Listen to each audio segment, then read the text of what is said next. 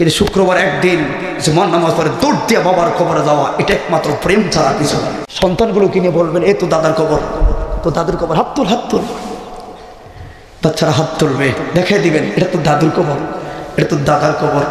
বাচ্চারা হাত তুলবে। একদিন আপনি বললে এই বাচ্চারাও তাদের সন্তানকে নিয়ে যাবে। কথা বলো ঠিক না বেঠে? সন্তানদেরকে কবর থেকে সরায়া কবরস্থানে চিনান না, বাবার কবরে চিহ্নই না, একটা নেম প্লেট নাই, ঘাস পড়ে রয়েছে, মিলাদ পরে তো লাভ নেই। কথা বলে ঠিক না বেঠে?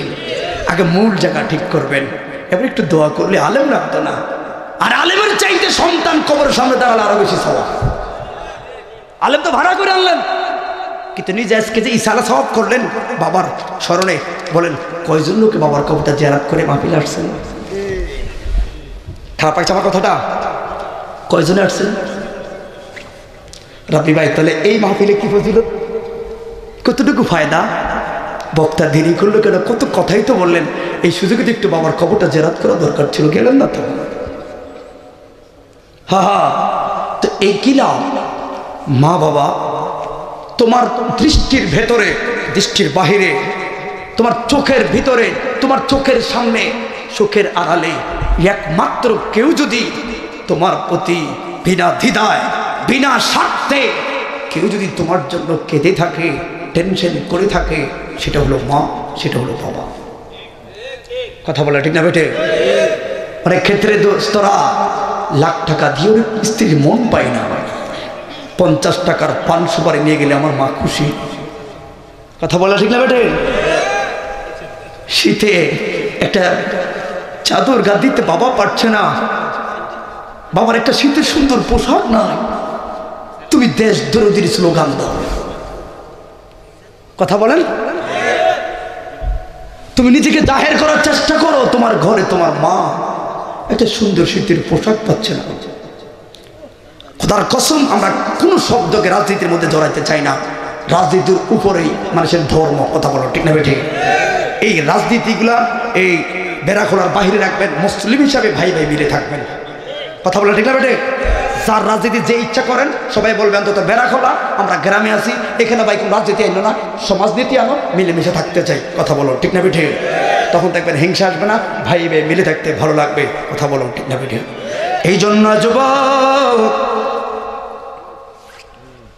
অসংখ্য ধারি পাকা কিংবা যুবক ভাইয়েরা বসলো, মনে রাখবা যে কোনো টাইমে মালাকুল মত আসতে পারে রে। অসংখ্য যুবক ভাইয়েরা মন্দ বলে বিদায় গ্রহণ করলো। ও যুবক, মনে রাখবি, মনে রাখবি রে, মৃত্যুর জন্য কোনো সময় নাই, বয়স নাই। ঠিক না বেঠিক? এখানে দাড়ি বাঁকা 70 বছরের মুরব্বী আছে না? 70 বছর হয়েছে, আছে না? বাবা তোমার 80 হয়ে গেছে, 80 হয়েছে নি? তা বোনাস 60-70 করে বাঁচেনি, 80 বছর বোনাস। হাই রে যুবক, ও মুরব্বী বাবারা, 80 বছরের মুরব্বী পাইলাম। আগের চোখের দোকানে দোকানে লাঠি বিক্রি করতো, এখন কি লাঠি পাওয়া যায় না? ঠিক কি বাবা? এখন আর লাঠি পাওয়া যায় না। আগের যুগে দেখতাম দোকানে দোকানে মুরব্বীদের লাঠি বিক্রি করা হতো। ঠিক ঠিক নেই? এখন লাঠিওয়ালা এখন লাঠি ছড়ে না। কেন? কি কয় কাস্টমার নাই। কি বুঝলাম, কি বুঝলাম? মুরব্বী বাবারে, যুবক বন্ধুরে, 60 বছর 50 বছর পরে তো স্ট্রোকের ধাবারে। খেয়াল করবা, অসংখ্য পরিবারে কিছু কিছু বাবারা ফ্যামিলিগত ব্ল্যাকমেইলে মারা যায়। ইতিহাসে স্টক কইরা মহিলাদের মারা রেকর্ড কম রে, পুরুষরাই বেশি মারা যায়। কারণ পুরুষ হলো কি সংসারের মূল। তাহলে লাঠি পাইলাম না, হিসাবটা মিলাইয়া দেখলাম কেউ যদি 80 বছর যায়, অশেষ খোদার রহমত। কথা বলা ঠিক না বেটে? 60 বছর, আমি 32 বছরে, আমরা দুইজন এক ক্লাসমেট, বেগাইছে গাই গেছে। এই জন্য বললাম গায়ের জোরের নাম ইসলাম না রে। মানবতা, স্যাক্রিফাইস, উদারতার নামে হলো ইসলাম। কথা বলুন ঠিক না বেটে? ও যুবক, একজন ভাই আর একজনের পায়ে সুখে দুঃখে দাঁড়ানোর নাম ইসলাম রে। আমার ইসলাম কোন মন্দির ভাঙ্গা শিখায় না রে। আমার ইসলাম ধর্ম নিয়ে বাড়াবাড়ি শিখায় না রে। আমার ইসলাম শিখাইলো সকল ধর্মের মানুষদেরকে নিরাপত্তা দিয়ে চলা। ঠিক না বেঠে? আমার স্বাধীন সোনার বাংলাদেশে সব ধর্মের লোকেরা নিরাপদ। ঠিক ঠিক নেই? মুসলমানের কাছে সবাই নিরাপদ। এটা বক্তার প্রথম কথা। ধর্মের ক্ষেত্রে উস্কানিমূলক বক্তব্য শুনে কেউ কারো আঘাত করবেন না প্লিজ। কথা কি বুঝছেন আমার? একজন বক্তা হিসেবে সর্বপ্রথম চলমান দেশের অবস্থার ক্ষেত্রে শুধু এটাই আমার আরজ, কারো উস্কানিতে হাত দিবেন না। কথা কি বুঝছেন আমার? কেন বললাম? মরণ তো হবে। কোন জায়গায় মরণ হবে, কেমনে মরণ হবে কিছুই তো জানলাম না, শুধু মরণ হবে। এই জন্য আমার তাদিরি নাফসুন বিআই আরদিন তামুত।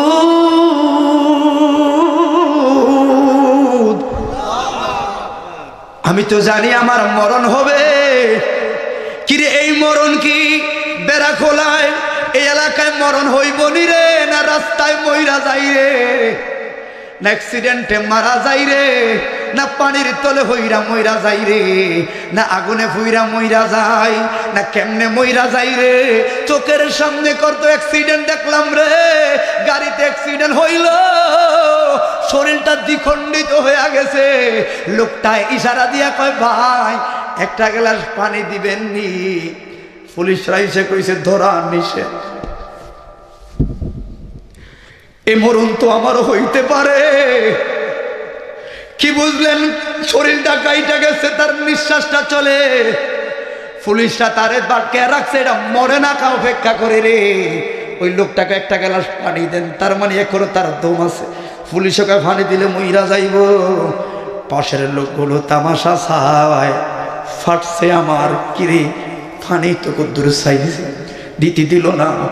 এমন মরণ কি তোমার আমার লেখানি যুবক? ঈদের আগের দিন ঢাকার শহর থেকে রেলগাড়ি দিয়ে বাড়িতে রওনা দিছে স্বামী স্ত্রী, আগুনে পুইরা মরছে রে। রেলগাড়িতে চোখের সামনে আদরে মেয়েটা মরল। এমন মরণ কি তোমার আমার হবিনি? জানি না, জানি না। তবে ব্রাহ্মণ ফাড়ার বন্ধু, ও যুবক রে, ও মুরব্বী বাবারা, মালিকের দরবারে শুধু এটা চাই রে আল্লাহ, এমন একটা মরণ দিও, ওই মরণের আগে তোমার বন্ধুর একবার দেখার নসিব দিও। আমার বড় খোলার মসজিদের ইমাময় আমার কোলে বসাইয়া কালিমায়ে শাহাদাতের তালকিন আমার নসিব দিও রে আল্লাহ। আল্লাহু আকবার। কারণ আমি জানি না, এই জন্য যুবক মৃত্যুর কথা ভুলে গেলাম রে। দুনিয়ার মধ্যে হাহাকার, শুধু মরণটাকে ভুলে গেছি। যেই লোকটা মরণকে স্মরণ করবা, ওই লোকটায় খাতা ফলাইয়া দৌড়া দিয়ে আসবা। কারণ কার মায়া গেছো, কার মায়া বাড়িতে গেছো, এরা কেউ আপন না রে, আপন না, আপন না রে। ওরে মরার পিঞ্জিরা পয়রা দেখ রে, আপন ছেলে আপন মেয়েরা কি করবে? নালে কালিমায়ে শাহাদাতের তালকিন দিব, কিন্তু মালাকুল মউত যে কসলাইব রে। আমার দুঃখ আমারই বুকা লাগবো। সবাই সুখের ভাগ লইব, সবাই টাকার ভাগ লইব। পাগলের মতো দূরে আইসা ব্রাহ্মণ পাড়ায় মাহফিলে ঢুকছি, আমার টাকা খাইব আমার ছেলেরা মেয়েরা, কিন্তু রাস্তাঘাটে বিপদের ভাগ কেউ হইতো না, কেউ হইতো না। কৃষক ভাই কৃষি কাজ করলা, তোমার কষ্ট তোমার কাছে দুঃখের বাকে হইতো না। তাহলে কি বুঝান হুজুর, কি বুঝান? সবারে সফল করবা, অসুবিধা নাই, নিজের বান্ড রেডি রাখো। ঠিক না বেঠে? নিজের বান্ড রেডি রাখো। ওরে দোকানদার রে, আজান দিছে, কাস্টমার রে বলবি দাঁড়া, বেচা কিনি বন্ধ। কথা খারাপ একটা সামনে গেছে, বেচা কিনি বন্ধ। কাস্টমার, আমি কাস্টমারটা রাখেন, 2 মিনিট সময় দেন, ফেসটা পরে বিক্রি করব। আজানটা দিছে, যায় নামাজটা আমার কাছে, ওযুটাও আছে, 4টা রাকাত নামাজ পড়ার সুযোগ দেয় কাস্টমার। কি জন্য? ও কাস্টমার বাইরে তোর কাছে বিক্রি করলে ও লভ্যাংশ দিয়া পরিবার সফল, আর তোরে 2 মিনিট দাঁড় করে রহমানের সেজদা দিয়া নিজে সফল রে। ঠিক না বেটা? ওরে প্যাসেঞ্জার রে, তুই লো একসাথে আয়, 2 জনে মিলিয়া মসজিদের রাউন্ডার রিক্সাটা ঢুকাইয়া দিবি, সিএনজিটা ঢুকাইয়া দিবি। কেন ঢুকাইছ? সময় কম, মসজিদের সামনে আইসা নামাজকে সামনে রাইকা সময় দেখাইও না, সময় দেখাইও না। আসুন না, আপনারও পড়ুন, আমি পড়ি, নামাজটা আদায় করি। ও প্যাসেঞ্জার ভাই রে, তোমার 50 টাকায় 500 টাকা লইয়া বাড়িতে গেলে 300 পরিবার সফল। একটু কষ্ট দিয়া দাঁড় করায়া আমি যে রহমানের সেজদা দিলাম, পরিবারও সফল, নিজের বান্ডও রেডি। ঠিক না বেঠে? এই জন্য বাবাদেরকে বলি, বাবা বিপদ পড়লে কেউ নাই রে। মৃত্যুর যন্ত্রণা কেমন রে, কেমন, শুধু কথাটা বলে যায়। নবী বললেন দৈনিক 20 বার। কয়বার? 20 বার যদি শুধু মরণটাকে স্মরণ করে, ওই স্মরণ কইরা যদি স্মরণরত অবস্থায় মারা যায়, শুধু স্মরণ করলো, ওই স্মরণরত অবস্থায় যদি মারা যায় রে, ওই মরণটা আর সাধারণ না, তো কিসের মর্যাদা? ওই একটা শহীদের মর্যাদা। 1 ঘন্টার ওয়াজ খেয়াল করবেন, 3 ঘন্টার ওয়াজ আপনি বাছাই করে যেতে বাধ্য হবে। 3 ঘন্টা ওয়াজ 1 ঘন্টা খাওয়াবো, মনোযোগ আছে? এখন দেখেন লোকগুলা কেমন স্মরণ, বেশি লোক লাগে না। আর ধর্মের ক্ষেত্রে আমরা দেখছি ভালো কাজে লোক কমই থাকে, কিন্তু মন হারানো যাবে না। কথা বলা ঠিক না বেটে? কারণ আমরা সুখে দুঃখে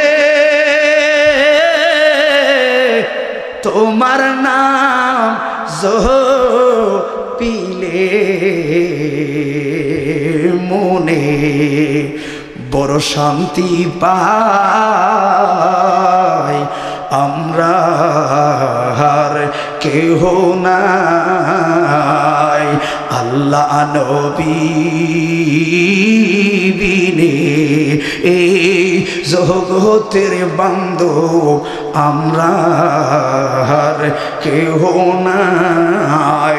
কথা বলুন ঠিক না বেঠে? এই দিকে বইলা যায় যুবক, ও মুরব্বী বাবারা, যদি দৈনিক 20 বার শুধু মরণকে স্মরণ করো গো, ওই স্মরণরত অবস্থায় যদি মারা যাও, যদি তোমার মর্যাদাটা হয় শহীদের মর্যাদা গো, আর ওই মরণরে স্মরণ কইরা রে নামাজ পড়লে, রোজা রাখলে মর্যাদা কি বাড়বে না কমবে? কথা বলে বাড়বে না কমবে? কথা কি বুঝছেন আমার? শুধু মরণরে স্মরণ করলে, স্মরণ করার মর্তবা যদি এমন হয় শহীদের মর্যাদা, আর ওই মরণকে স্মরণ কইরা নামাজ পড়লে কেমন মর্যাদা, হালাল খাইলে কেমন মর্যাদা। বন্ধুরি, আমি শুধু মরণকে স্মরণ করে দেয়া যাই রে, কারণ আপনার কবরে আপনি, আমার কবরে আমি, কেউ কার কবরে যাব না। ওই দৃষ্টিকোণ থেকে কথাটা বলে যায়। আপনারা জানেন মিনহা খালাকনাকুম ওয়া ফিহা নুঈদুকুম ওয়া মিনহা নুখরিজুকুম তারাতান উখরা। এই আয়াতের ব্যাখ্যায় ইবনে কাসির রাহমাতুল্লাহ আলাইহি বিশাল একটা কথা তুলে ধরল। জগতের মানুষ মরার যন্ত্রণা কেমন কঠিন রে। আজরাইল আইবুনি, আসলে আইবুনি, আসবনি ব্রাহ্মণ ভাড়া,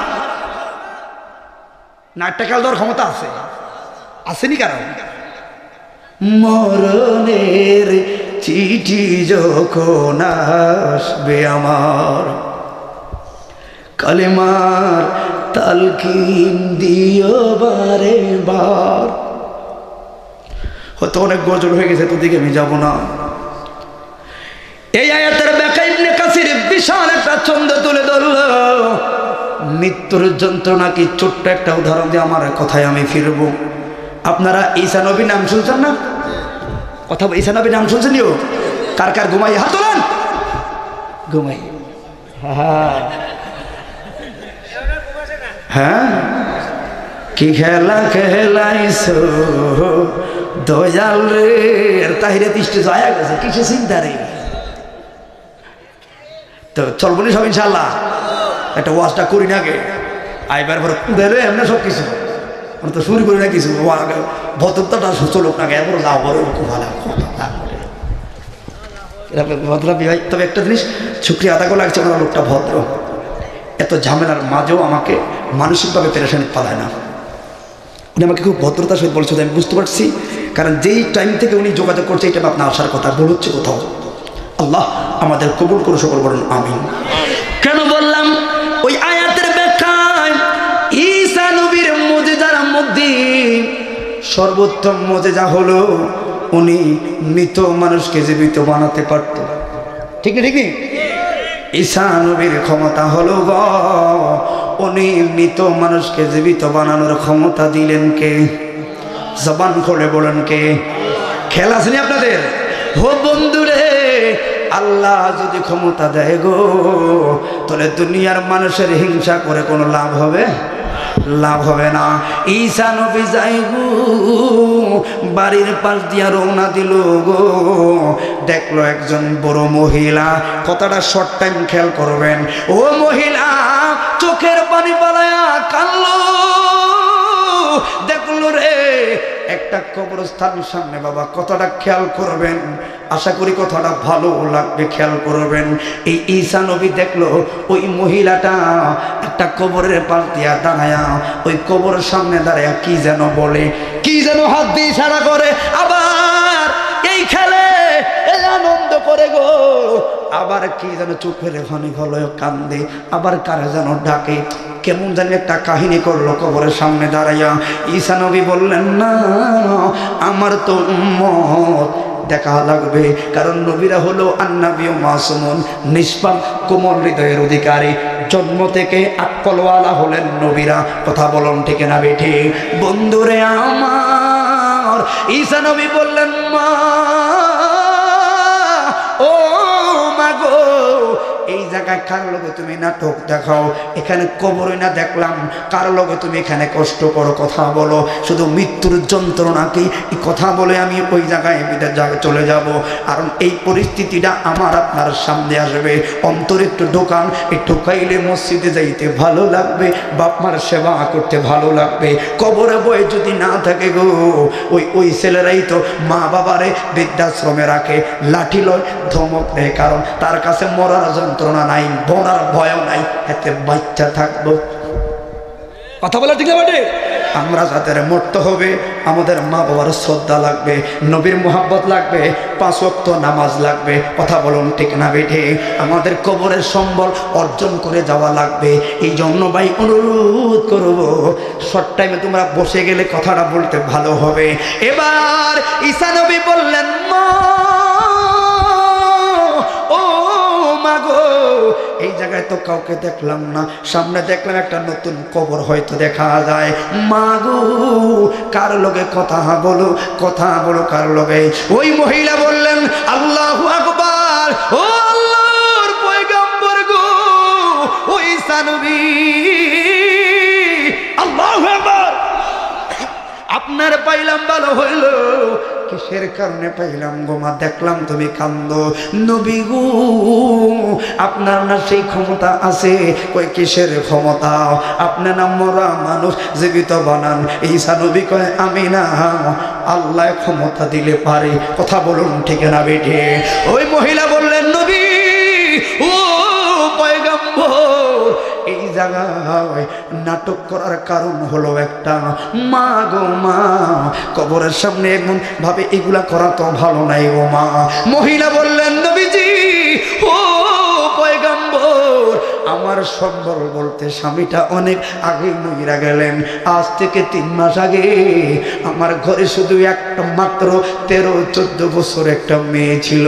মেয়ে আমার সব খেলার সাথে থাকলো, মেয়ে দুঃখের সাথে থাকলো, মেয়ে আমার কলিজা গো নবী, ঘুম থেকে উঠলে গো মেয়ের সঙ্গে খেলি, সারাটা দিন আমার মেয়ে ছাড়া আমার চলে না। ও নবী গো, আজ থেকে 3 মাস আগে গো আল্লাহ একটা মহামারী ঢেউ দিল, আমার কলিজাটা খালি কইরা লাইল, আমার মেয়েটাকে নিয়ে গেল। আমার মেয়ে ছাড়া আমার কেউ নাই। আল্লাহর নবী গো, এই কবরে আমার 3 মাসের মেয়েটা ঘুমালো। দুনিয়ায় থাকতে কত খেলি, কত আনন্দ করলাম গো। আমার মেয়ে আমার সাথে খেলতো, কেমন স্বার্থপর হলো, কেমন স্বার্থপর হলো। আজকে 3টা মাস কেমন রাগ করলো মার সাথে, কেমন জানি রাগ করলো মার সাথে। মাইলালে সাদা 5টা মার্কের কাপড় পরাইলাম, কাপড়গুলোর দাম হয়তো কম হয়েছে। দুনিয়া কত দামি দামি কাপড় পরলো, আমার মেয়েটার শেষের দিনে 5টা কাপড় পরাইলাম। সিলিগুলো ভালো না, কাপড়গুলো ছিল কম দামি। হয়তো মার সাথে বড় অভিমান করছে, ঘুমায়া রইছে। মায় যে ডাক দেয়, মায় যে ডাক দেয় শুনে না। মা তো পাগল হয়ে রয়েছে, মইরা গেছে, এটা মার মনে বুঝাইতে পারে না। ও আল্লাহর নবী কেমনে ঘুমাইছে গো, আমার ডাকে সারা দেয় না। আপনারে বললাম ভালো কথাও, আপনার না সেই ক্ষমতা আল্লাহ দিল। 2টা মিনিটের জন্য আমার মেয়েটার একটু উঠাইবেন নি।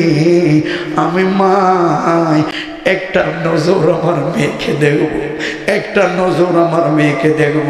আর একটা কথাই শুধু বলবো, কিরে মানলোকে কি রাগ করছো? এই 2টা কথা ছাড়া আর কইতাম না। আল্লাহর নবী গো দেখান না, দেখান না। ঈসা নবী বললেন মা, ও মা ঠিক হবে না গো, কবরে চইলা গেছে গো, এটা উঠান এখন ঠিক হবে না গো মা। কারণ ঈসা নবী তো বুঝে মৃত্যুর যন্ত্রণা বড় ভয়ানক। মা দোয়া করি, আসুন জিয়ারত করি, এটাই তো ভালো হবে, উঠানো মনে হয় ঠিক হবে না। মহিলা বললেন নবী রে, ওরে ঈসা, ওরে কলিজা কইলা যদি দেখাইতে পারতাম রে, তাহলে বুঝাইতে পারতো।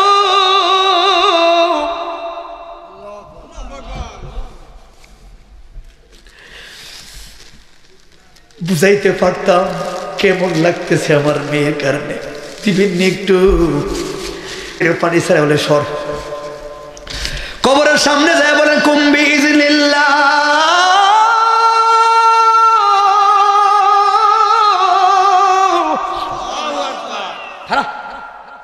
ফুলান বলে ফুলান কার ছেলে রে, কার সন্তান, এখানে শোয়া আছে, দাঁড়াও। কুম্বি ইজনিল্লাহ, আল্লাহর হুকুমে দাঁড়াও। আল্লাহু আকবার। কবরটা ফাইটা মেয়েটা লাফ দিয়া দাঁড়ায়া আল্লাহর নবী ঈসাকে প্রথমে সালাম দিলেন। সুবহানাল্লাহ। কথাগুলো বানানো হতে পারে, এগুলো কোরআন থেকে ব্যাখ্যা। নবীদের ঘটনা ইতিহাস থেকে বলা যাবে না কোরআন ব্যাখ্যা ছাড়া। এই মহিলা নবীকে সালাম দিল, নয়নের পানি ছেড়া কানলো আর বললো, কে রে আমার এমন সর্বনাশ করলি রে, কে রে আমার এমন সর্বনাশ করলি। মেয়েটার স্লোগান হলো, কে কে কে আমার এমন ক্ষতি করল।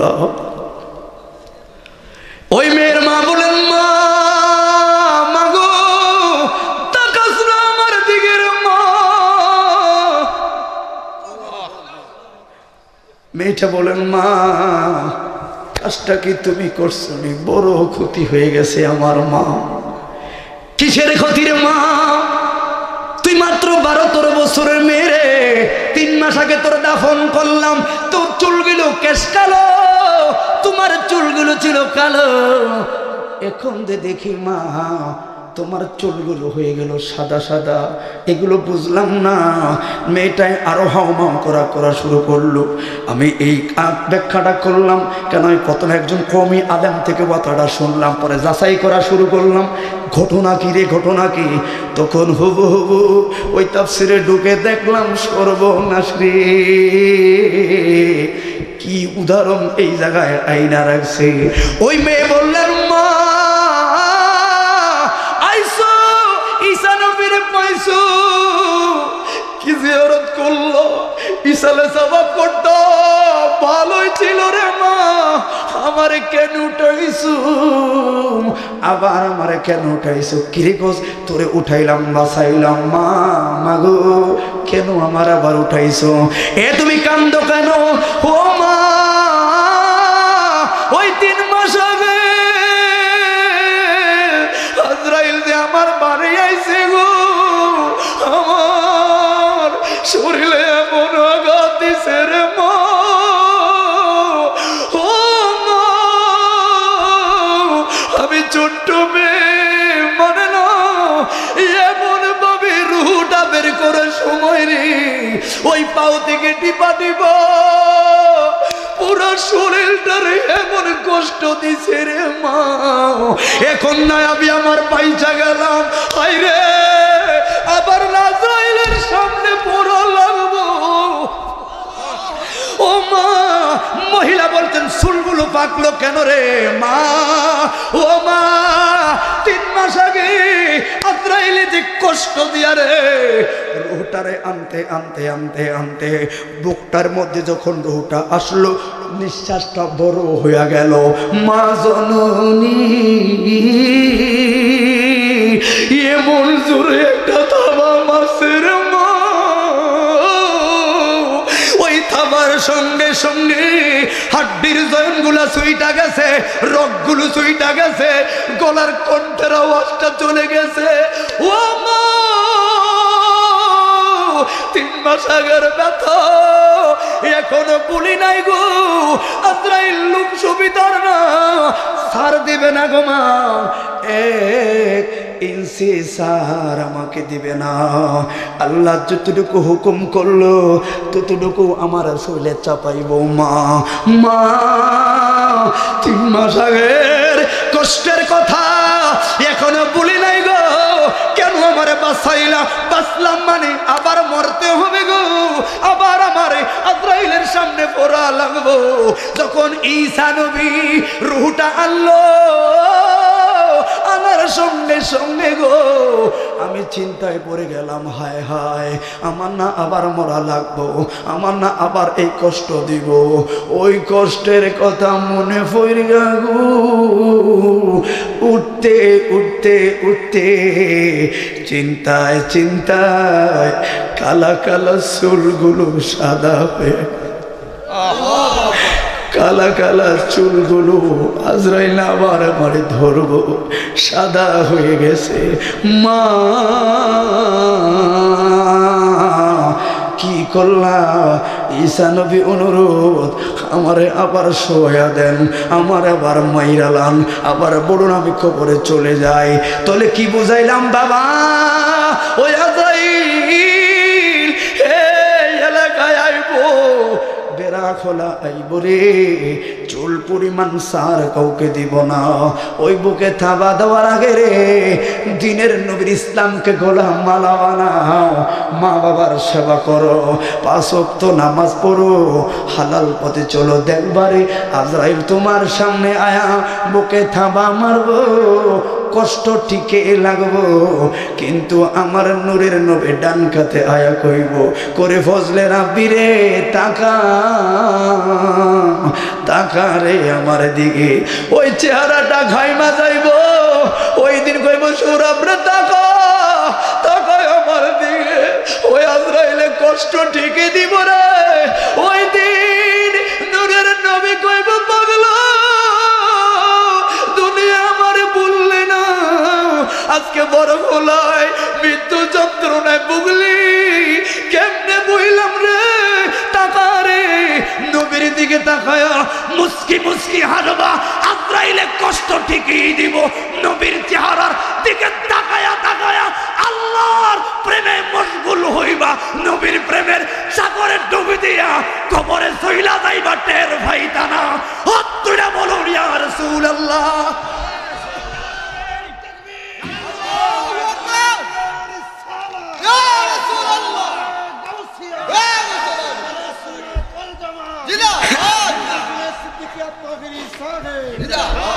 একদিন তোমারি নাম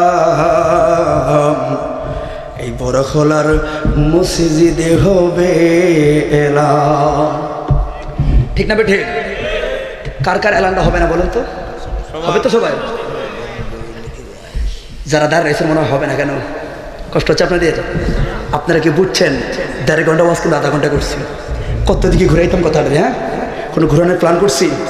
ডাইরেক্ট কথাটা মারছি, কারণ হক যেন নষ্ট না করে। আমি দূর থেকে আসছি, একচুল পরিমাণ হককে নষ্ট করলে আপনি হাতে DVD না দিলে নাই, হয়তো ভাববেন আমি আপনার কাছে ঠেকা না, আমি ঠেকালাম মালিকের দরবারে। একটু বসলে সুন্দর হবে, লোকগুলো মনটা ভরবে যে না বক্তাটা আসছে, যেহেতু এলাকা মানুষ অন্তত কার ভুল কি হয়েছে জানি না, অন্তত একজন বক্তাকে মূল্যায়ন করেছে। ঠিক নেই?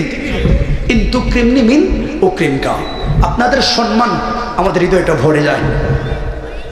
কার ভুল কি জানি না, আল্লাহ তো উপরে আছে। আমি এসে বললাম ঘটনা বলবো না, আল্লাহ দেখছে। তাহলে আপনারা যদি একটু কি ফাগলাম এটা করতে দিয়ে নেবে, ভালো হয়ে গেছে। জাহালা জোরায় না, ও জাহালা জোরায় না রে। আল্লাহ তাহিরিদেরকে হেফাজত করে বলুন আমিন। তাহিরিদেরকে কথা কি বলেন বুঝছেন কিছু? সুন্নি জামাতের কণ্ঠকে বন্ধ রাখতে পারবা না। আমরা সবাইকে শ্রদ্ধা করি। দেশ আমার, সরকার আমার, রাজনীতি আমার, সবই আমাদের। কথা বলো ঠিক না বেঠে? মনে রাখবেন এই দেশে সকল রাজনীতির লোকেরাই থাকবে, সমন্বয়ক থাকবে, ডক্টর ইউনূস থাকবে, আমি থাকবো, আপনি থাকবো, কিন্তু এই দেশে নাস্তিকরা একদিন থাকতে পারবে না, ইহুদিদের দালাল না থাকতে পারবে না। কথা বলো ঠিক না বেঠে? এই মিডিয়ার ভাইরা রেকর্ড করে অপপ্রচার করে ভুল করে আমাদেরকে ধরায় দেয়। অপপ্রচার, আমরা অপপ্রচার করছি না ভাই, আমরা কি বলছি? উপদেষ্টা মন্ডলীর প্রধান আপনিও থাকবেন, আমাদের মধ্যে ভুল আমরা ঠিক করবো। ঠিক নেই? সরকার আমাদের, সমন্বয়ক আমাদের, দেশ আমাদের, রাজনীতি দল আমাদের। এদেশে জামাত ইসলাম থাকবে, হেফাজত থাকবে, সরবরাহ থাকবে, আমরা সুন্নিরা থাকবো, মাজারপন্থী থাকবে, মাইজবান্ডার থাকবে। আমাদের মধ্যে ঝগড়া বিবাদ আমরা সংশোধন করবো, কিন্তু মাঝখানে নাস্তিক ইহুদিদের দালালরা যে ক্ষতি করে এটা বড় মারাত্মক। কথা বলে ঠিক হবে? ইন্ধন দাতা, উস্কানি দাতা একদিন সোনার বাংলাদেশে থাকতে পারবে না। কথা বলো ঠিক না বেঠে? যারা মন্দিরে আগুন দিয়ে, মসজিদের কোরআন ফুরিয়ে মুসলমান বিধর্মীদের সাথে দ্বন্দ্ব লাগায়, এরাই হলো ইহুদিদের দালাল। কথা বলে ঠিক না বেঠে?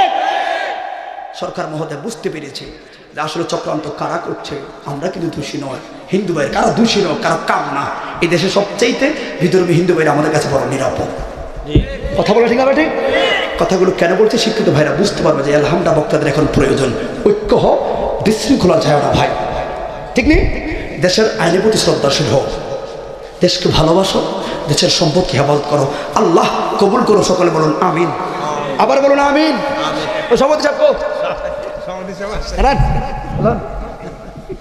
এই মিডিয়া আছে না, 80 বছরের কাছে প্লাস, একটু খেয়াল করেন। হয়তো আগামীকাল, আমি হায়াতমত কথা বলা যায় না, আগামী বছর মাহফিলে মুরব্বীদেরকে আমরা পাবো, নাও তো হয়তো পেতে পারি, আবার আলহামদুলিল্লাহ পেতেও পারি। যদি নাই পাই, খোদার লীলাকে বিশ্বাস করা তো বিশ্বাস করতে হবে। একটা ফুলের মালাটা স্মৃতি হয়ে থাকবে, এই মালাটা স্মৃতি হয়ে থাকবে। ভাইজান এখন দাড়িটা কালো, আমার কালো, বাইরে বন্ধুর কালো, ওনাটা সাদা। 10 বছর পরে ওনারা আউট, আবার এই সাদার কাতারে আমরা। ঠিক নেই? কথা কি বুঝে না মান? তো তাহলে যাওয়া আসার সিরিয়ালে ঘটনা তো সত্য হয়। কথা বলেন। এই মসজিদের খাট বাবার জন্য লেগেছে আপনার, এরপরে যেটা চাচা, বড় ভাই, এরপরটা কি দাম সত্য। কথা বলো ঠিক না বেটে? এমনও আছে একই খাটে বাবা, ছেলে, মেয়ে একই উঠছে। কথা বলো ঠিক না বেটে? তাহলে কিসের অহংকার? কিসের অহংকার? শুধু একটা জিনিস প্রয়োজন, আল্লাহ রসুলকে মহব্বতে মসজিদটার দিকে যাওয়া প্রয়োজন। বর্তমান চলমান পরিস্থিতিতে এই দেশটা অচল সচল করার একমাত্র মেডিসিন ইন্না সালাতা তানহা আনিল ফাহশাই ওয়াল মুনকার। খোদার কসম বলি, অস্বাস্থ্য, একটা অস্বাস্থ্য, দুর্ভিক্ষ, খারাপ, একেবারে জরাজীর্ণ সোনার বাংলাকে যদি শুধু ডিজিটাল নয়, মদিনার আয়না বানাতে হয়, একমাত্র নামাজ ছাড়া বিকল্প নাই। হাত তুলে বলুন ঠিক না বেঠে? 5 ওয়াক্ত নামাজে আসো, খোদার কসম এই দেশটা সুন্দর হয়ে যাবে। কথা বলেন ভাই। তো মসজিদটা ভরপুর করো না, যত হাহাকার করো লাভ নেই, আগে মসজিদটাকে সাজাও। কথা বলা ঠিক আছে? কষ্ট হচ্ছে আপনাদের? কেন বলছি ভাই, আগের যুগের মসজিদ তো ভালো ছিল ভাই, এখন আর এসি মসজিদে সাপোর্ট করি না, টাইলসের দরকার নাই। আগা দোষের বাংলা মসজিদে বাধা, খেজুর পাতার মসজিদ ছিল, মসজিদগুলো মুসল্লিগুলো পাকা ছিল। এখন টাইলস দিয়ে এসি লাগায় মুসল্লি আনতে পারি না, কি দরকার? কথা বলা ঠিক না বেঠে? এই জন্য একদিন তোমার নাম মসজিদে হবে এলান, তৈরি থেকো তৈরি রেখো, তৈরি থেকো তৈরি রেখো, কবরের মান সামাল, চোখের পলকে তুমি হতে পারো।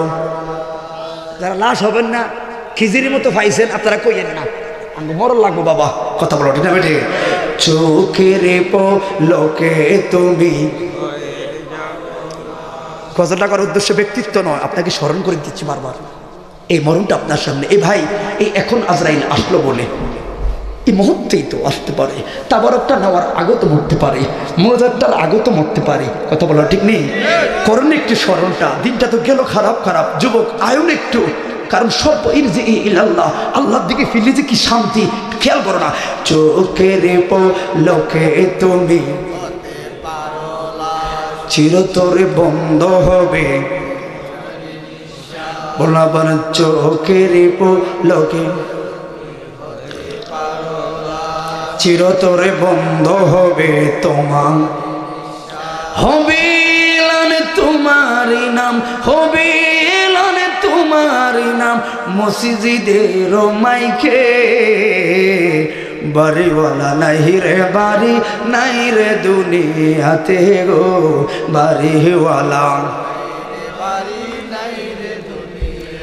তোমার বয়ে থাকতো সবাই কত বাহাদুরি, ভাবনি হাওয়ায় ওরা তুমিও রঙিনী গুরি, ও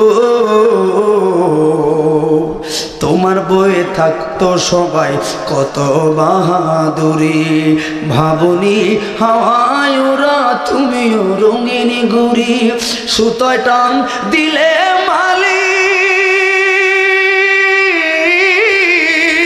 সুতোয় টান দিলে মালিক পারবে না তাকিতে, ঠিক না বেটা? বাড়িওয়ালা নাই রে বাড়ি, তেহে বলো বাড়িওয়ালা নাই রে, টেনশন করবো লাগতে রাখো। কথা বলুন ঠিক না বেঠি? এই জন্য ভাই তোলে আমি কি বুঝাইলাম, ওই মহিটা বললাম মা উপকার করো নাই, তোমার মায়ের দিকে তাকায়া আমারে ক্ষতি করো না, তার মানে মৃত্যুর যন্ত্রণা আজরাইলের যেই পেশার আমার আপনার সামনে আছে না নাই? কথা বলুন আছে না নাই? তাহলে কি করা লাগবো যুবক ও মুরব্বী বাবারা? ওই মরণকে স্মরণ করে নামাজ ধরা লাগবো। 2 নাম্বার হলো মা বাবার সেবার দরকার আছে না নাই? কথা বলুন আছে না নাই? মা বাবার সেবার কথা কইলে রে, পিতা মাতার হকের কথা বললে অনেক যুবকদের মুখ বেকা আছে না নাই? আছে রে যুবক। কারণ একটু আগে তো যুবক ভাইয়েরা, আমি তোমাদেরকে বলতে পারবো না ভাইয়েরা, একটু কষ্ট করে সবাই বসেন, একটু সুন্দর লাগবে আর কিছু না। আমি আপনাদেরকে বলে এই মাহফিলে 1 মিনিট নষ্ট করতে চাই না। ভালো লাগলে একটু বসেন, আল্লাহ যদি কবুল করে বসবেন, আর না হয় চলে যাবেন। কপালে থাকতে হবে, ঠিক নেই? কপালে থাকতে হবে, এটা জান্নাতের বাগান। এখানে আপনাদের গোষ্ঠীর লোকেরাই শোয়া আছে, সবাইকে একটু কথা বলবো, হয়তো আধা ঘন্টা একটু লেট হবে আর কিছু না, কিন্তু মনে রাখবেন একটু লেট হলে আপনার কাছে খারাপ লাগবে, কিন্তু যতটা লেট হয় ওদের কাছে ভালো লাগবে। কারণ ওরা বলবে মাইকটা বন্ধ করিস না, কে রে তোরা, কে রে তোরা, এই যে মাইকের আওয়াজ লাগাইছো, কে রে? তবু মাইকের কোরআন হাদিসের কথাগুলো কবরে বাড়ি খেলে এটা শান্তি লাগে, কে রে তোরা? কথা বলো ঠিক না বেটে? তাহলে আমাদের একটু কষ্ট হলে এদের কিন্তু কম না। কথা বলো ঠিক না বেটে? তো সেই দিকে তাকায়া আমি জানি আপনারা শিক্ষিত মানুষ, সিদ্ধার মানুষ, অত অঞ্চলের মানুষ, বেড়াখোলার মানুষ, এখানে শিক্ষিত মানুষ, শুধু শিক্ষিত না সুশিক্ষিত। আমি শিক্ষিত জাতির পক্ষে নাই, সুশিক্ষিত দিনই শিক্ষিত লোকের পক্ষে কথা বলো ঠিক না বেটে? তো শিক্ষিত লোকের এটা বলা লাগে না যে লোক খালি থাকলে খায় রয়েছে কোন দুঃখে, একটা আরেক দেশের লোক কি মনে করবো। তবে ভালো লাগতেছে এই মুহূর্তের মাহফিলগুলোতে মুরব্বীদের সঙ্গে একটু কম, এটাই স্বাভাবিক, প্রচণ্ড ঠান্ডা, কিন্তু যুবকদের সাপোর্টটা ভালো লাগছে ঠিক নেই? যুবকরা যাচ্ছে এটাই সুন্দর। আর এখন আসবে এই যুবকরা, বাপগত বয়স হয়েছে, কথা বলো ঠিক না বেঠে? এই জন্য যুবক মনে রাখবি রে, মা বাবার মনে কষ্ট দিয়া সমাজ নীতি দেখাইলে লাভ নাই। মার মনে কষ্ট দিয়া ফিসাবের বাড়িতে গরু ছাগল লইয়া গেল লাভ নাই। কারণ আমি দেখছি রে, পিসাবের মতো যদি পিসাব হয়, আমরা তো পীর মাশায়েখের মুরিদের পক্ষের লোক, এই জন্য আমাদের কথাগুলো বলি। কোনো পিসাব যদি কয় মা বাপ কি অবস্থা, এটা দরকার নাই, গরু দিবি প্রতি বছর, তোর ব্যবস্থা আমি করব, আমি ওই পিসাব মানি না। কথা বলেন ঠিক না বেঠেন? কোনো পিসাবের মতো পিসাব হইলে গো আগে জিজ্ঞাসা করব, দরবারে যে আইলে মুরিদ হইবি ওয়েলকাম, অসুবিধা নাই। এরে আগে ক তোর মা তোর বাবা তোর প্রতি সন্তুষ্ট আসেনি, ঠিক না ভাই? তোমার মা বাবার সন্তুষ্টি নিয়ে আইসিনি কিংবা অনুমতি নিয়ে আইসিনি, যদি চুপ থাকে পিসাবের মতো পিসাব হইলে লাথি মাইরা দরবার থেকে বার করবো। বাড়া বেয়াদব, আগে হলো মা আগে হলো বাবা, কথা বলো ঠিক আছে? এতে পিসাবের দাম বাড়বো, কথা বলো ঠিক আছে? যুবকরা মা বাবার সঙ্গে আচরণটা সুন্দর করবো। ও যুবক, মা বাবার মনে কষ্ট দিয়া মক্কা মদিনায় যাইয়া নামাজ পড়লো লাভ নাই। আব্দুল ইবনে সুদাইসের জায়গা লইলো লাভ নাই। কারণ মা বাবার কেন খেয়াল করবে না? দাউল্লাহু ফিরদাউল ওয়ালিদাইনি ওয়া সাখাতুল্লাহু ফি সাখাতুল ওয়ালিদাইনি। মা বাবার সন্তুষ্টি আল্লাহর সন্তুষ্টি, মা বাবার অসন্তুষ্টি আল্লাহর অসন্তুষ্টি। এমনি নবী বলে নাই আজ-জান্নাতু তাহতা আকদামিল উম্মাহাত। আবার কিছু কিছু মা বাবার দায়িত্ব আছে সন্তানের প্রতি, কথা বলুন ঠিক না বেঠি? কষ্ট হবে, কষ্ট হবে আপনাদের? আমি কথাটা এই মনে বললাম, কবরকে স্মরণ করে মনটা শীতল করো। এবার একটু শোনো, আমার নামাজ রোজার পাশাপাশি মা বাবা তো আমার লাগবো। কারণ কেমনে চিনলা, কেমনে সিজলাই চিনছো, এই বেড়া খোলা কেমনে চিনছো? বাবার কারণে মার কারণে, কথা বলুন ঠিক না বেঠি? এই জন্য বাইরে কুল্লু শাইইন ইয়ারজিউ ইলা আসলে মূলের দিকে আগে খেয়াল করা লাগবো, ঠিক না বেঠি? কেন বললাম মা বাবার সম্মানের দরকার আছে না নাই? কথাটাতে আসতে কইল। আচ্ছা, কার কার মা নাই একটু হাতটা তোলেন। যাই মা নাই না, মান বাবা নাই, কারো বাবা নাই, সে কার হাত তোলেন? দেখছেন সোনাপুর বাবা নাই, দেখছেন? হ্যাঁ, প্রতিবেশী এবং আত্মীয় স্বজন সম্পর্কে এইটা এখন আসতেছে কোথায়? কাঁচাটা ঘষে আনতেছে। আমাকে বললো তো বাপ মার খ্যাত ঠিক নেই, আমি তো নিজে থেকে না কবর কথাটা বললাম একটু, কারণ বাবা বাবার সাথে আমি কথা কাটিয়ে যেতে পারলাম না। মা বাবাকে কথা ডাইরেক্ট বলা যায় না, যেগুলো একটা কৌশল করে কথায় আসতে হয়, ঠিক নেই? যেরকম মরণকে স্মরণ করলে এখন যে কোনো কথা বলতে পারবো। মা বাবার বাবা নাই, আচ্ছা দুজনে নাই, কান হাত তোলেন। যাই হ্যাঁ, তেমন বাবা কোথায়? মাত্র 2 হাত ধরে। আমার বাবা আমার থেকে মাত্র 2 হাত দূরে থাকে রে, তবু আমি সেই বাবারও খোঁজ নিতে পারলাম না রে একটিবার। এমন দেশে থাকে বাবাই দেখার সুযোগ নাই, কথা বলুন ঠিক না বেঠি? দেখা যায় বাবার কবর, নেওয়া যায় না খোঁজ খবর। দেখা যায় বাবার কবর, নেওয়া যায় না খোঁজ খবর। এমন দেশে থাকে বাবাই দেখার সুযোগ নাই। জবান খুলে বলুন আল্লাহু আকবার। ও বন্ধু, ও যুবক রে, এই মঞ্চে এই জায়গায় যদি আসতে লাগে রে, টাকার জোরে শিক্ষার জোরে আসা যায় না। এই জায়গায় বসতে গেলে একমাত্র মা বাবার দোয়া ছাড়া আসা যায় না। বাংলার জমিনে বড় খোলা নয়, ব্রাহ্মণপাড়া শীতলা নয়, দেখবি যেই ছেলেগুলো সফল ওইগুলো ছেলেগুলোর ব্যাকগ্রাউন্ড জেনে দেখবি রে ওরা একটা জায়গায় ঠিক রাখছে, সেই জায়গাটা হলো মা বাবার জায়গা। কথা বলুন ঠিক না বেটে? মা বাবার মনে কষ্ট দিয়া কোটি টাকা বানাইবি রে, বিল্ডিং বানাইবি, কিন্তু অন্তরে শান্তি লাগবো না। কথা বলে না কেন? বিদেশি আছে না অনেকে, মা বাবা দেশের মধ্যে থাকে, অনেক সময় স্ত্রীর লোকে ঘন্টার পর ঘন্টা কথা বলে, মার লোকে কথা বলার সময় পায় না। বাবা প্রতিবেশীর কথা বলতে বলল, কোন দিকে যায় আমি পাগল, এক জায়গায় বড় দুর্বল, বাপ মার ওয়াজের ক্ষেত্রে আমি বড় দুর্বল, ফকিন্নির ছেলে রে, গাড়ি বাড়ি মজমা ফেলেছে, কে রে? আমার মা আমার বাবা ভ্যালু ছিল না, টাকার অভাবে ঠিক মতো বন্ধুদের সাথে ক্লাসও করতে পারে না। ওরা আমার ঠিকার স্বাবলম্বী ছিল, মালিবাগ থেকে সাইকেল চালায় মোহাম্মদপুর গেছি, আবার বিকেলবেলায় রাস্তার ফুটপাতে আমি গেঞ্জি বিক্রি করেছি। বাবার টাকা ছিল না, মার টাকা ছিল না। এখনো মালিবাগে দেখলে আমাকে দেখে রেলগেটের সেই হকার গেঞ্জি বিক্রিওয়ালা।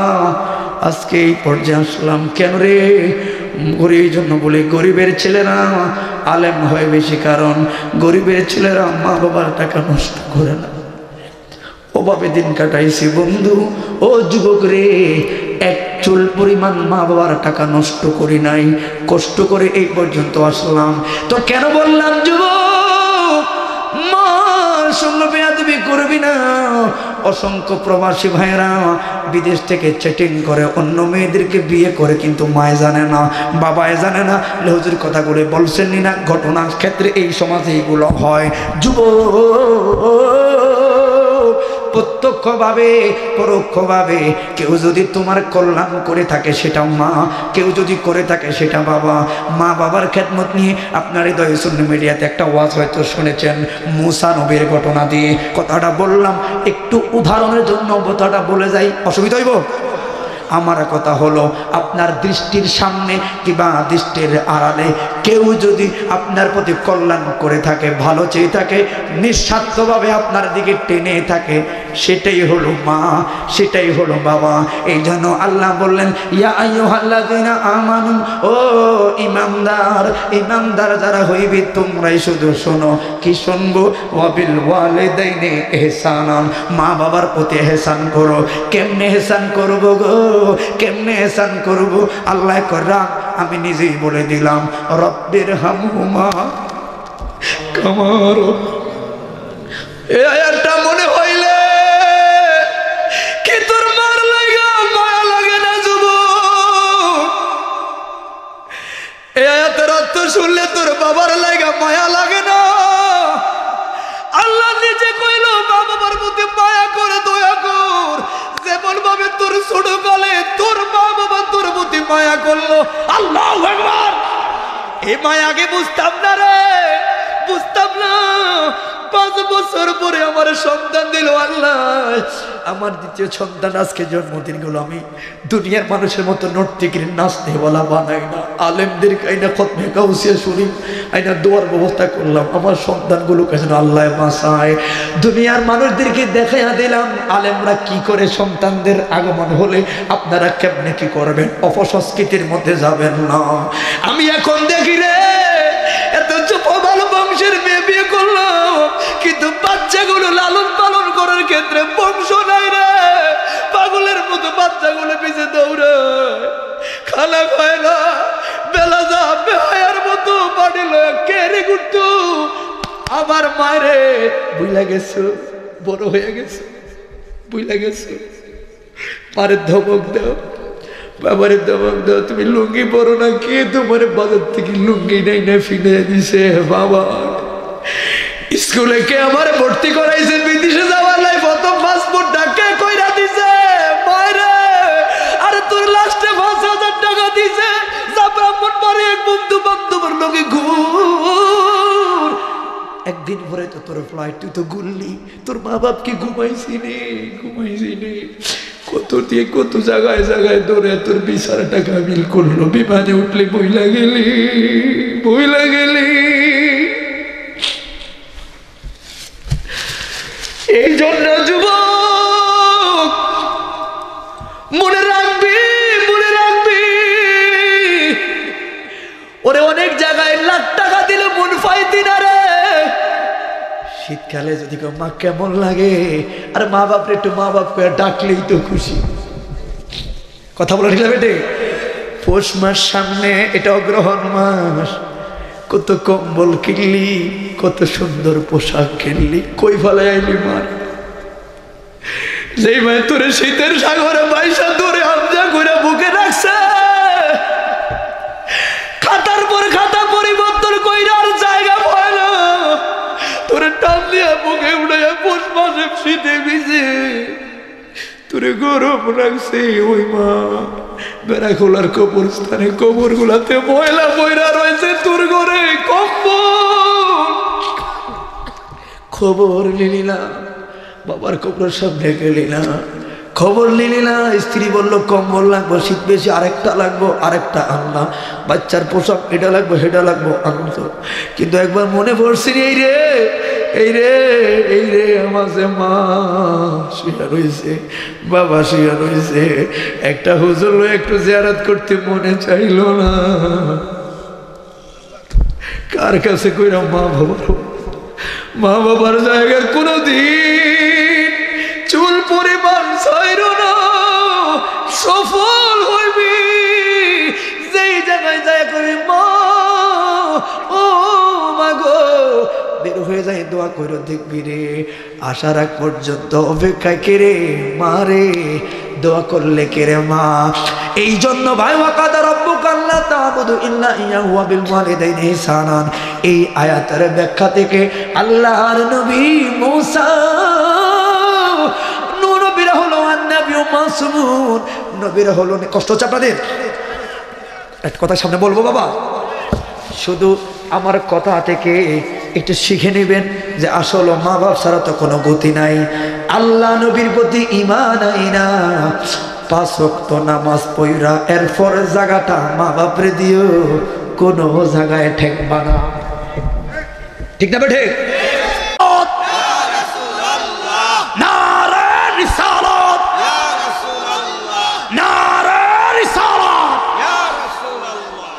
সব ব্যর্থ। আজকে আমার স্লোগান আমার নাজাতের দড়িয়ে হতে পারে। এই সময়ের প্রেক্ষাপটে হুজুর স্লোগানটা কেন দিয়েছেন শিক্ষিত ছেলেরা বুঝতে পারবে। আমার স্লোগানটা আমার বড় প্রয়োজন, ইমানি শক্তি যোগান। কথা বলো ঠিক না বেঠে? আর ফেতনার বাজারে কত কথা বলবি, আমার যুবকরা জীবন দিতে রাজি, কালিমার অমর্যাদা হবে এটা রাজি না। সব কিছুর চাইতে আমার ধর্ম আমার কাছে বড়, আমার কোরআন আমার কাছে বড়, ইসলাম আমার কাছে বড়। এই ফ্যান্ডেল কার ব্যক্তিগত নয়, বর্তমান যেটা আছে এটা জান্নাতের বাগান। আমি মুসলিমদের ঐতিহ্য এখানে দাঁড়িয়ে আছে। কথা বলো ঠিক না বেঠে? এই জন্য যুবক, এই আয়াতের ব্যাখ্যায় শুধু পিতামাতার প্রতি শ্রদ্ধা করো। আগেই বললাম ঈমান আনার পরে নামাজ পড়া, ঠিক না বেঠে? কেন বললাম? ও মুসা নবী, নবীদের ব্যাপারে আরো মাসালা শুনে যান। আল আম্বিয়াউ আহইয়াউন ফিল কুবুরি ওয়া ইউসাল্লি ওয়া ইউরযাকু, নবীরা কবরে জিন্দা, নামাজ পড়ে, আল্লাহর কুদরতে রিজিক পায়। কথা বলুন ঠিক না বেঠে? আর নবীদের ব্যাপারে মাসালা হলো নবীরা নিষ্পাপ, জান্নাতি, শুধু জান্নাতি নয়, বিনা হিসাবে জান্নাতুল ফেরদাউসের মালিক। ও বন্ধু, এবার মুসা নবী এবং রাসূল। আর এই কথা বললে অনেক দিকে যাবে। অনেক নবীরা রাসূল ছিল গো, জানে না, কিন্তু রাসূল শব্দটা উদ্বোধন হইল আমার নূরের নবীর আগমনের পর। সবার কালেমা ছিল লা ইলাহা ইল্লাল্লাহ, মুসা কালিমুল্লাহ, ঈসা রুহুল্লাহ, ইব্রাহিম খলিলুল্লাহ। যেই মাত্র আমার নবী আইছে কালিমা ব্যতিক্রম, লা ইলাহা ইল্লাল্লাহ মুহাম্মাদুর রাসূলুল্লাহ। ওই দিন থেকে রাসূলুল্লাহ উদ্বোধন কইরা এরপর জানতে পারলাম যে 200-300 নবী রাসূলও আছে। আল্লাহু আকবার। এই জন্য বন্ধুরে, ওই মুসা বললেন মালিক জান্নাতি নিগো, হ্যাঁ শুধু জান্নাতের নিষ্পাপ, বিনা হিসাবে জান্নাতুল ফেরদাউস। আল্লাহ গো, আমি যেহেতু জান্নাতি, আয়াতটা কোথায় থেকে দিলাম? ওয়াকাদা রাব্বুকা আল্লা তা'বুদু। এই আয়াতের ব্যাখ্যা থেকে ইবনে আব্বাস রাহমাতুল্লাহ আলাইহি তাফসীরটা অনেকগুলো ব্যাখ্যা করে পাইবেন গো। ও বন্ধু রে, এবার মূসা নবী বললেন তাইলে বলো মালিক, কারণ মূসা নবীর জমানায়, বনি ইসরাইলের জমানায় আল্লাহ পাক একই টাইমে একাধিক নবী রাসূল পাঠাইলো ইসলামের প্রচারের জন্য। আল্লাহর নবী মূসা নবীর আমলে একই টাইমে ওনার ইসলামের সহযোগিতার জন্য ওনার ভাই হারুনকে নবী বানায়া পাঠাইলো ওনার রিসালাতের সহযোগিতার জন্য। এবার বললেন আল্লাহ বলো না আমার জান্নাতের সফর সঙ্গীকে। মূসা নবী ভাবলো আমার দ্বীন ইসলামের ক্ষেত্রে কত কষ্ট করলো, সহযোগিতা করলো আমার ভাই হারুন নবী। ওই নবী আমার লগে যদি সফর সঙ্গী হয় কত না সুন্দর হইব, কত না ভালো হইব। কে গো? আল্লাহ। আল্লাহ বলে মূসা রে, তোমার জান্নাতের সফর সঙ্গী হইব রে একটা কসাই রে, গোস্তের দোকানদার। আঙ্গ দেশের কসাই নাও, আঙ্গ দেশের কসাইরা গোস্ত 1 কেজি কিনতে গেলে ফজলে রাব্বি ভাই 1 কেজি দিছি, চিকনি দিল ফ্রি, হাড্ডি দিল ফ্রি, চর্বি দিল ফ্রি, এতটি ফ্রি 1 কেজির লগে। এরপর বাইতাই না দেই সব মিলে 900 গ্রাম, ঠিক নেই? এত ফ্রি দেওয়ার পরও 900 গ্রাম। সাবধান, সব সাল্লে আল্লাহ মাপে ওজন দেওয়ার ছাড়বো না, এটা কঠিন হিসাব কিতাব, এটা পরের হক। আল্লাহ সব হক ছাড়বো রে, বান্দার হক ছাড়বো না। কারে খাওয়াইলি? এই জন্য ভাইরে বাইরে পরের হক খাইবা না, প্রতিবেশীদের প্রতি মায়া করবা। নবী বললেন ওই ব্যক্তি আমার কাছে উত্তম যে তার পাশে প্রতিবেশীর কাছে উত্তম। ঠিক না বেঠে? কথাগুলো পয়েন্টে পয়েন্টে বলে যায়। এবার মূসা নবী মুখটা বেজা, লা তাবদিলি কালিমাতিল্লাহ, আল্লাহর শব্দের তো কোনো পরিবর্তন হয় না।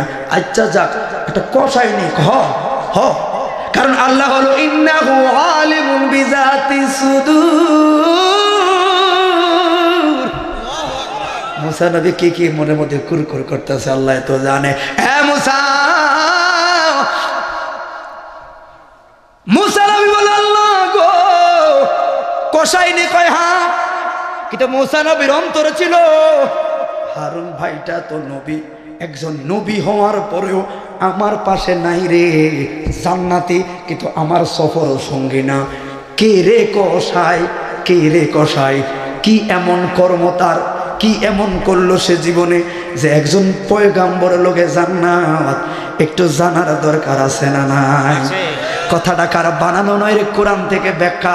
এই জন্য ভাই আল্লাহ গো একটু দেন না, একটু ঠিকানাটা দাও, কোন কাছে কোন রাজ্যে থাকো। ওই সময় তার মিডিয়ার জবানা নাই, দূর দূরান্ত হতে পারে গো। কিন্তু এই যে মূসা নবী নাম শুনলো, আমাদের পয়গাম্বর আসলো, কিন্তু এইটাই যে ওই নবী এ তো আর অনেকে চেনে না, কারণ ওই সময় তো চেহারার মিডিয়ার জবানা নাই। মূসা নবী বলে আল্লাহ গো ঠিকানা দাও। আল্লাহ বললেন অমুক অমুক রাজ্যের, অমুক অমুক বাজারের, অমুক নাম্বার দোকান, অমুক চেহারার ছেলে। কারণ মূসা নবীর উদ্দেশ্য হইল এটা কি এমন কর্ম করলো রে, যেই কর্মের কারণে আমার লগে জায়গা পাইব, যেই জায়গায় একজন নবী হওয়ার পরও পায় না। তাহলে জানার আগ্রহ কেমনে? মুসাফির সাইজা শর্ট কইরা বলা যাই গো, রওনা দিলেন। যাইতে যাইতে যাইতে যাইতে রাত্রটা পার হইল, ভোর বেলায় গো দোকানদারের ঠিকানা বরাবর হাজির। সুবহানাল্লাহ।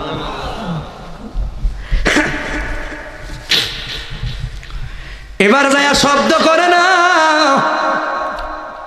অরল থেকে লক্ষ্য করলো, শুরু থেকেই তো দেখলাম তার একটা দিনের কর্ম আমার দেখা লাগবে, কি এমন করে যে আমার লোকে সে জায়গা পাবে।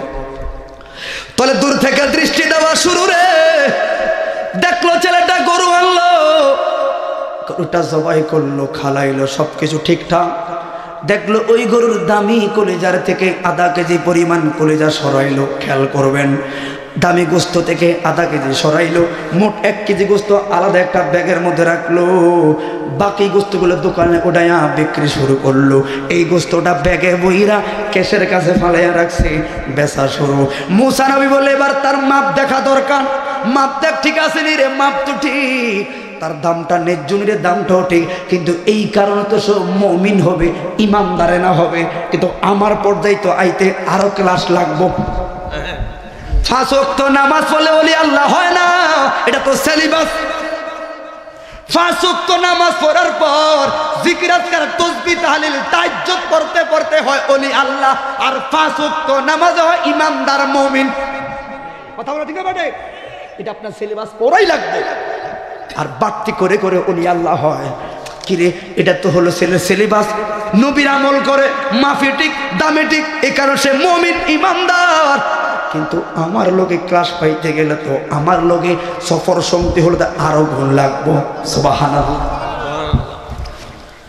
এবার সারাটা দিন পার হইল,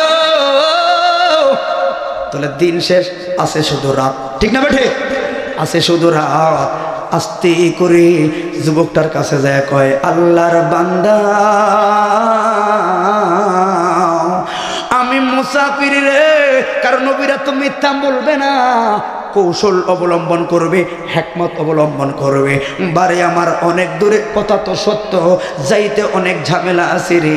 ও যুবক, একটি রাত তোমার বাড়িতে এই মুসাফিরকে জায়গা দিবানি, সকাল হতে না হতে আমার বাড়ির সন্ধানে বের হয়ে যাব।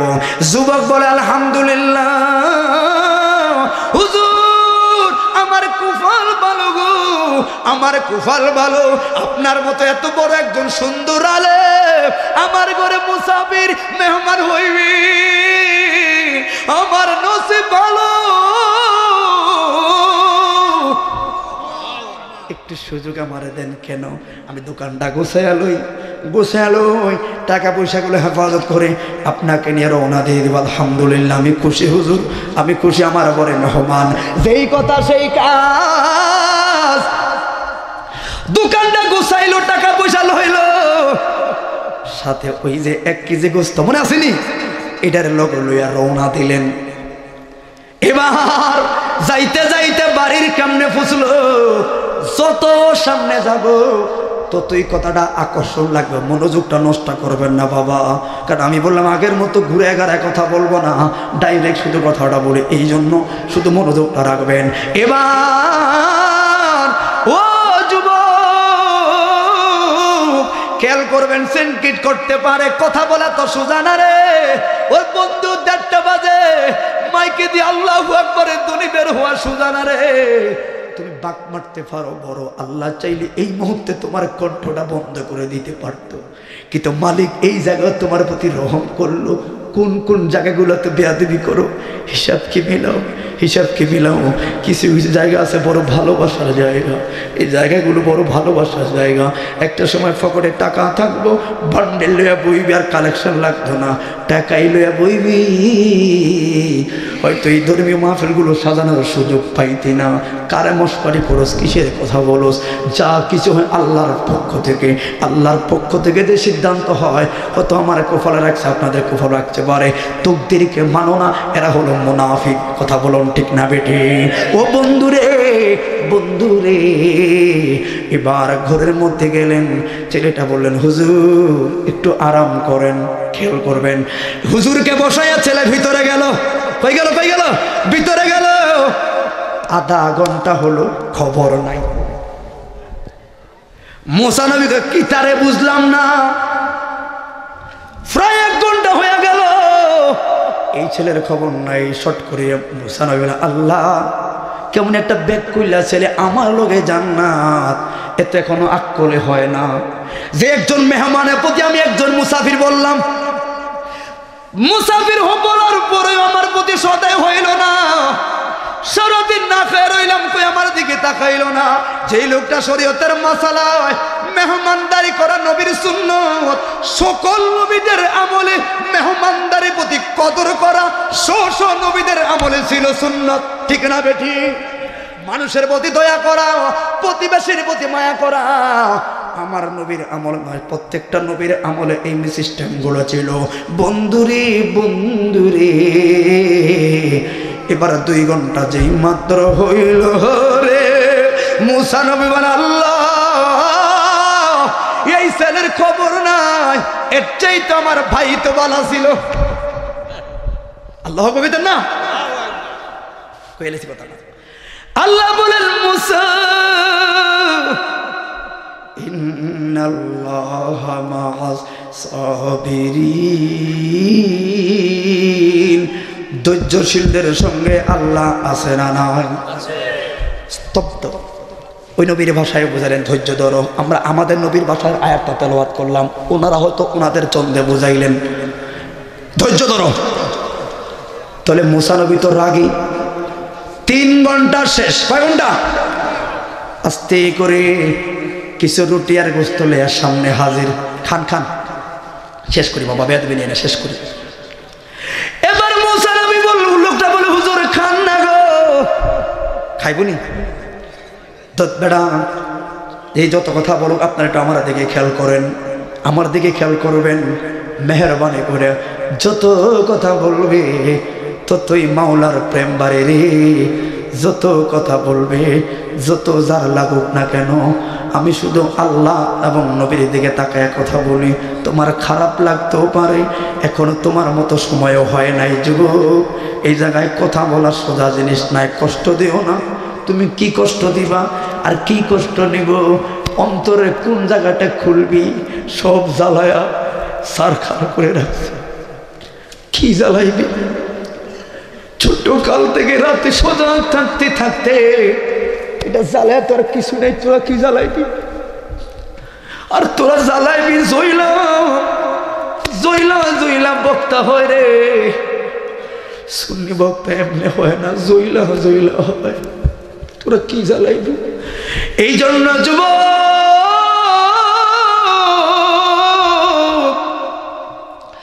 মুসা নবী বললেন পাগলা রে, 3টা ঘন্টা এই জায়গায় আমারে বসাইলি।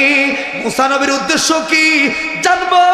দিনের কর্ম দেখলাম, সে এই কর্ম দিয়া আমার লগে তো পজিশনে আসে না, দেখি তার রাতের 12 ঘন্টা দেখবো এই রাতের কি কর্ম, যেই কর্ম কোনটা আছে যেটা সে আমার লগে থাকার পজিশনটা পাইল, রাতেরটা দেখার লাগে আইলো। 3টা ঘন্টা কইছিলি তোর খানা পরে, সেটা চোখের পানি ফালায় কান্না শুরু করলো। হুজুর আমার আপন বলতে কেউ নাই গো, বাবা অনেক আগেই মারা গেল। আছে বলতে ঘরে আমার একটা ল্যাংড়া কানা, আমার একটা মাজুর মা, চলতেও পারে না, ফিরতেও পারে না। কিরে কি হইল হুজুর? বাবা মরার পরে 4 বছর পর আরেকটা মহামারী মা আমার মার শরীরে ধাবিত হলো। আমার মার প্যারালাইসিস হইয়া গেছে গো। আমার মা মাজুর, মাজুর মানে শুধু কিছু শব্দ মুখ দিয়া বলতে পারে, এছাড়া আর কিছুই নয়। আমার মায় পায়খানা করে খাটে, খায় খাটে, ঘুমায় খাটে, সব আমার মায় খাটে। আমার মা চলার কোনো গতি নাই, নাম ধারানো তো দূরের কথা, বসতেই পারে না, সব আমার মার এই জায়গায়। আমার মার আমি ছাড়া কেউ নাই হুজুর। ওই যে সকালবেলায় আমি গরু লইয়া গেছি গো, এর আগে সকালবেলা ঘুম থেকে উইঠা আমার মার রুমে যাইয়া দেখলাম সারা রাতে পায়খানা প্রস্রাব কইরা সব নষ্ট করলো। পরিষ্কার কইরা খাওয়ায়া দোয়া আমি গেলাম গরুটা লইয়া বাজারে।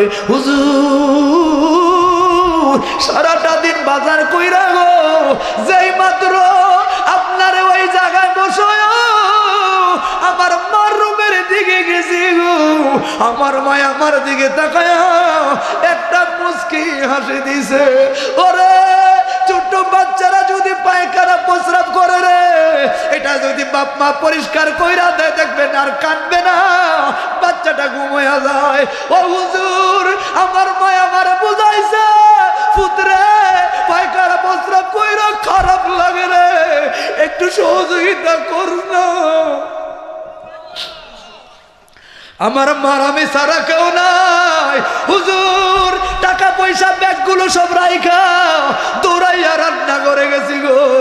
গরম পানি করলাম, গরম পানি কইরা আমি আমার মারে গোসল করাইছি, আবার নতুন কাপড় পরাইছি, মারে এক কোনায় বসায়া মার খাটটা পরিষ্কার করলাম। সব কিছু পরিষ্কার কইরা আমাদের নবীদের নিয়মে ইবাদত গুলো সম্পন্ন করাই আমারে বসাইলাম। এরপরে কি করলি হুজুর? ওই যে দেখছেন একটা ব্যাগ, কয় হ্যাঁ, ওই ব্যাগে কিছু গোস্ত ছিল, এগুলা নিজে কুটলাম। আমার মার আমি সারা কেউ নাই গো, নিজে কুটলাম, নিজে ধুইলাম, নিজে রান্না করলাম, নিজে খাওয়ায়া আপনার কাছে আইতে আইতে 3টা ঘন্টা লাগছে গো, ক্ষমা কইরা দে।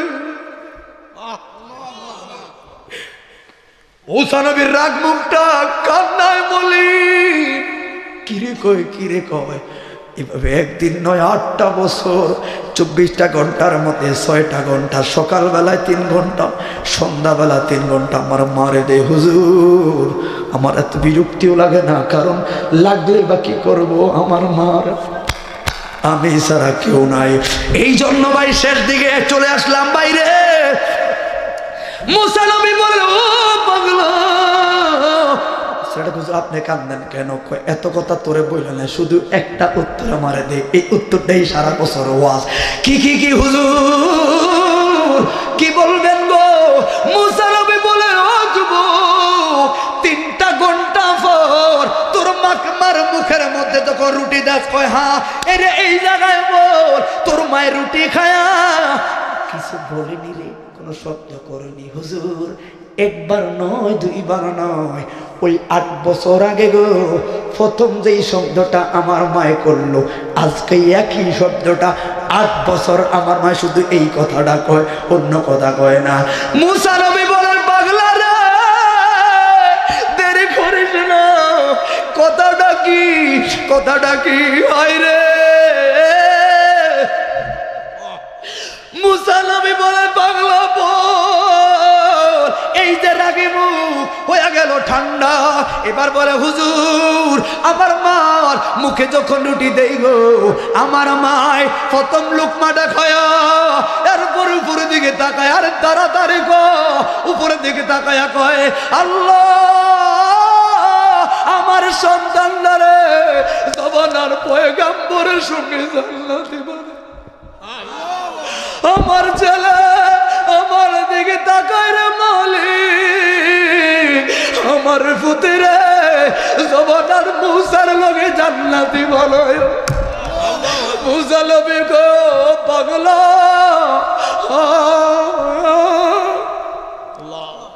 আমি আর কেউ নয় রে পাগলা, মুসা, মুসা। আল্লাহরে কইছিলাম আমার লগে জান্নাতিকে কষায়, কেমন লাগলো? আরে পাগলা, মার প্রতি যে এত মায়া করলি রে, তোর মাঝের মায়া তো তোরে ভুলে না রে। তোর মাঝের মায় খানা গয়া ওই 8 বছর আগে যে কথা বলছে, আমার ছেলের প্রতি খুশি রে আল্লাহ, কিছু চাই না, জবানার পয়গম্বরের সঙ্গে জান্নাতি বানায়। এরে আমি মুসা রে,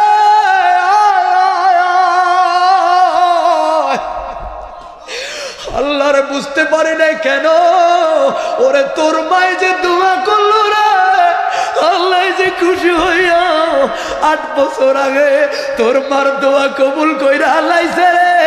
হারুন ভাইয়ে যেই জায়গায় জায়গা নাই রে, শুধু মার একনিষ্ঠ দোয়ার কারণে তোরে আমার আল্লাহ কোন জায়গায় পৌঁছাইছে।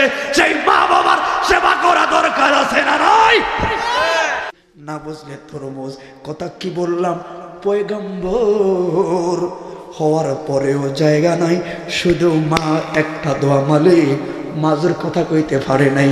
আমার ফোলাডারে জবানার পয়গম্বর লগে জান্নাত দিও, আল্লাহ তো কাম ঘটে এলাইছে। ওরে তুই আমি মুসা রে, আমার জান্নাতের সফর সঙ্গী। জবান খুলে বলুন আল্লাহু আকবার। তাহলে মিলছেন মা বাবার। দেখবেন এখন তো এই যে মা দোয়া করলো, এই ছেলে তো আর জানে না, তো এটা পরোক্ষ। প্রত্যক্ষভাবে আর পরোক্ষভাবে কল্যাণ কামি হলো মা বাবা। কথা বলুন ঠিক না বেঠি? সেই মা বাবার সেবা করবেন, 5 ওয়াক্ত নামাজ পড়বেন, পীর মাশায়েখদেরকে মহব্বত করবেন, ওলি আল্লাহদের দরবার ছাড়বেন না, মা বাবার দোয়া করবেন। রাজি আছি না নাই? 5 ওয়াক্ত নামাজ কার কার লাগবো হাত তুলে দেখান। সবারই লাগবে ইনশাআল্লাহ। এই মাসালা বলি, অভাব আছে, অভাব থেকে দূর হওয়ার একটা মাত্র দোয়া আছে। শিখবেন কোরআন শরীফ পড়তে পারেন কারা? একটু হাতটা তোলা আছে, মোটামুটি পড়তে পারেন কারা? এই মিথ্যা কিছু না, এটা দোষের কিছু না, সবাই তো হাত্তামান। আপনার অভাব থাকবে না, এটা গ্যারান্টি দিব। কোরআন থেকে পারবেন নি করতে? যে ব্যক্তি দৈনিক 5 ওয়াক্ত নামাজ পড়া এশার নামাজের পর, কি নামাজের পর? এশার নামাজের পর একটি সূরা তেলাওয়াত করবে, আমার আল্লাহ বলছেন, আমার নবী বললেন, এর কখনো রিজিকের সমস্যা হবে না। ওই সূরাটা হলো সূরাতুল ওয়াকিয়া। কথা বুঝছেন? সূরাতুল একটু বড় হলো, হয়তো 10 মিনিট 15 মিনিট সময় লাগবে, যারা পার একটু বেশি লাগবো, আধা ঘন্টা হয় লাগবো, হাফেজ সাহেবদের 500 মিনিট লাগবো। সূরাতুল ওয়াকিয়া রেকর্ড করে রাখেন। অভাবে পড়লেন, অশান্ত লাগছে, খারাপ লাগছে, অশান্তি লাগছে, আপনার কাছে ভালো লাগার মেডিসিন হলো 5 ওয়াক্ত নামাজ পড়া, এশার নামাজ পড়া, সূরাতুল ওয়াকিয়া পড়া, বাট্টা খায়া ঘুমায়া যাইবি। 70,000 ফেরেশতারা তোর রিজিকের লাগি আল্লাহর দরবারে কান্নাকাটি শুরু করবো। পারবেন তো ইনশাআল্লাহ? প্রত্যেকটা মাহফিল শেষে বলে একটা আমলের কথা, যদি কেউ আমল করে, প্রত্যেকে জিয়ারত নিয়তে সূরা ফাতিহা একবার, সূরা ইখলাস 3 বার, 11 বার দুরূদ শরীফ। আউযু বিল্লাহি মিনাশ শাইতানির রাজিম। বিসমিল্লাহির রহমানির রহিম।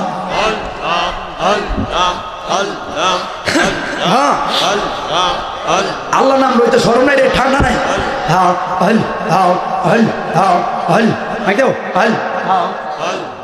মাইক দাও, মাইক দাও।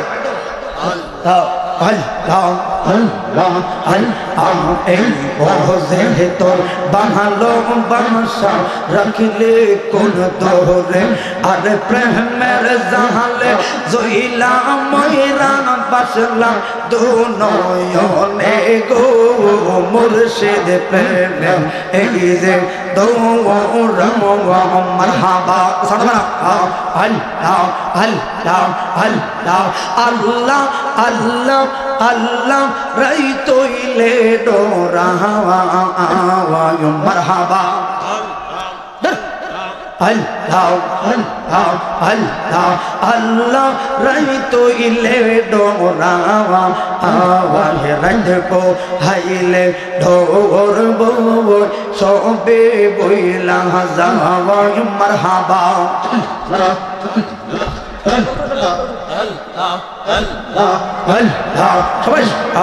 আল্লাহ রাই তৈলে ডোরা আওয়াজ রাখবো হাইলে ঢোর বই সবে বইলা যাওয়া। দিনে রাইতে তোমার বান্দার করবে যেন পাওয়াই মারহাবা। রাইতে তোমার বান্দার করবে যেন পাওয়াই আল্লাহ আল্লাহ আল্লাহ রাই তৈলে ডোরাওয়াই মারহাবা। আরে তুমি খালে আমরা বান্দা এই সংসারে, আমার কে আর শব্দ আছে বুঝিব তোমারে। আরে করজুরেতে এই গুনাহগার তোমার জান্নাত চাওয়ায় মারহাবা। করজুরেতে এই গুনাহগার তোমার দয়া চাওয়ায় আল্লাহ রাই তৈলে ডোরাওয়াই মারহাবা। আল্লাহ আহওয়ার नहीं রে দোন গোবে, আহওয়ার नहीं রে দো মুশকিল কুশার নাম লো করিয়া তো হবে আমার নাই রে দোন মারহাবা হইছে হইছে উঠছে নি কেউ অভদ্র ছাড়া কেউ উঠবে না ওকে উঠছে মুশকিল কোশা কেমন চিল্লি না রে মো চিল্লি না রে মো যে চিনে সে পায়াছ অমূল্য রতন ভাবে আমার নাই রে দোন লা ইলাহা ইল্লাল্লাহ মুহাম্মদ আস্তাগফিরুল্লাহ লা হাওলা ওয়ালা কুওয়াতা ইল্লা বিল্লাহ আল্লাহুম্মা আমিন ربنا ظلمنا أنفسنا وإن لم تغفر لنا وترحمنا لنكونن من الخاسرين রাত্র গভীর আল্লাহ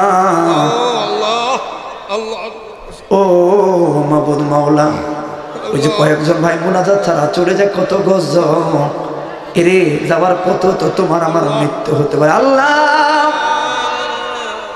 কুরস্তানের কবর বাসীদের আত্মার মাগফিরাত কামনা আমি গুনাহগার আমি মনে করি এই জায়গা আমার মতো গুনাহগার আর কেউ নয় বাবার মতো মুরব্বীরা বসা